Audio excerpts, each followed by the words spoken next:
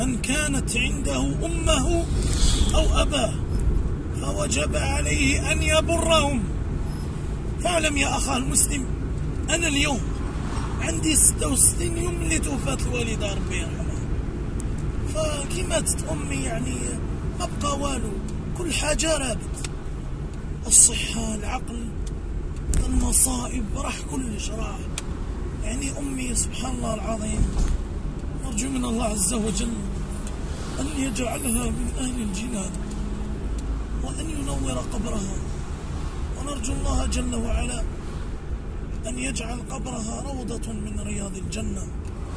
فأنا من هذا المنبر نسأل الله عز وجل يا أمي أن ينقيك بالماء والبرد كما ينقى الثوب الأبيض من الدنس.